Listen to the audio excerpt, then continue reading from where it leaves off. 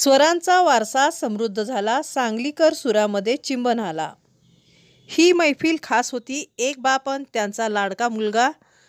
बापानं कष्टानं स्वरावर राज्य मिळवलं अन त्याचा समृद्ध वारसा मुलगा पुढे घेऊन निघालाय. तो बाप म्हणजे प्रख्यात गायक संगीतकार सलील कुलकर्णी अन त्यांचा मुलगा नवखा पण आश्वासक गायक शुभंकर कुलकर्णी. त्यांनी स्वरांचा वारसा समृद्ध केला आणि त्या सुरामध्ये सांगलीकर रसिक चिंबन आला. निमित्त होते देशाचे पंतप्रधान नरेंद्र मोदी यांच्या 75व्या वाढदिवसानिमित्त आयोजित सेवा कार्यक्रमातील धरोहर वारसा स्वरांचा. या कार्यक्रमाचे आयोजक होते भाजप नेते पृथ्वीराज पाटील आणि साक्षीला होते रसिक सांगलीकर. विष्णुदास भावे नाट्य मंदिरातील ती संध्याकाळ भारावलेली होती.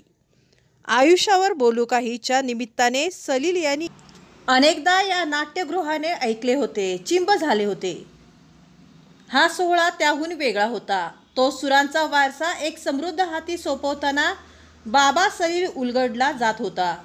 सुमारे 3 तासाची ही मैफल केवळ स्वरांची सुरांची नव्हती, तर ती वारसा कसा चालवायचा असतो याचा धडा देणारा होता.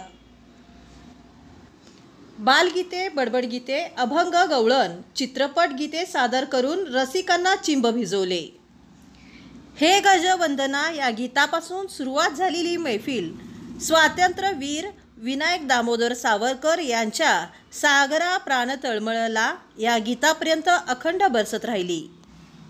प्रारंभी राष्ट्रीय स्वयंसेवक संघाचे जिल्हा संघ संचालक सुधीर चापोरकर, भाजपचे प्रदेश उपाध्यक्ष शेखर इनामदार, माजी आमदार नितीन शिंदे, दिनकर पाटील, शहर जिल्हाध्यक्ष प्रकाश ढंग, डॉक्टर विक्रम कदम, गीतांजली पाटील, भारती दिगडे, स्वाती शिंदे यांच्या हस्ते दीप प्रज्वलन. या कार्यक्रमाचे सूत्रसंचालन वैष्णवी जाधव यांनी केले.